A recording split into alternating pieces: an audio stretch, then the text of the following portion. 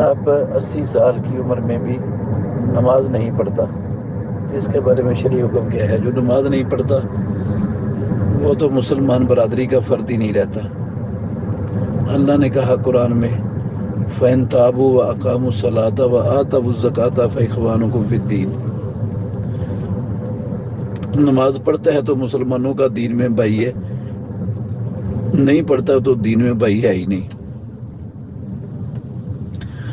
بین العبد و بین الکفر ترک الصلاۃ، یہ بھی حدیث ہے۔ رسول اللہ صلی اللہ علیہ وسلم نے فرمایا کہ آدمی اور کفر کے درمیان نماز چھوڑنے کا فرق ہے، پڑھتا ہے تو مسلمان ہے، نہیں پڑھتا تو وہ کافر ہے۔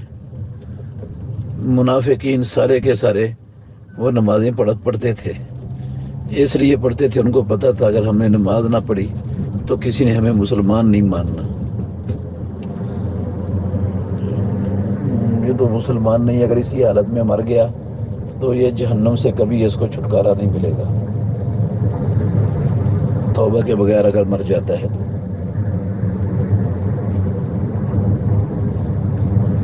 باقی یہ حدیث کا مذاق بھی اڑا رہا ہے، یہ بھی بڑا خطرناک معاملہ ہے۔ کسی کو حدیث سمجھ نہیں آتی تو یہ تو کہہ سکتا ہے کہ میری سمجھ سے باہر ہے، مجھے سمجھ نہیں آتی، لیکن اس طرح کا مذاق حدیث کا اڑانے سے تو بندہ ارتداد کے اندر چلا جاتا ہے۔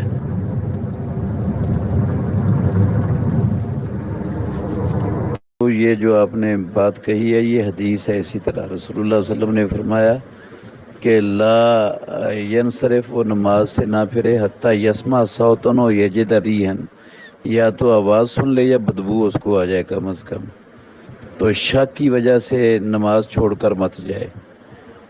تو یہ شیطان ہے جو بندے کے کو ایسا محسوس کرواتا ہے کہ تیرا وضو ٹوٹ گیا، تیرے ساتھ یہ ہو گیا ہے، وہ اس کو خراب کرنا چاہتا ہے، تو شیطان کے پیچھے نہیں لگنا چاہیے۔ ایسی صورت میں یقین کے بغیر نماز چھوڑ کر نہیں جانا۔ یہ ہے حدیث کہ جب تک امام اپنا رخ نہ پھیرے مقتدیوں کی طرف تو مقتدیوں کو نماز والی جگہ چھوڑ کر نہیں جانا چاہیے، اس کے بعد جب رخ پھیر لے تو پھر جا سکتے ہیں اٹھ کر۔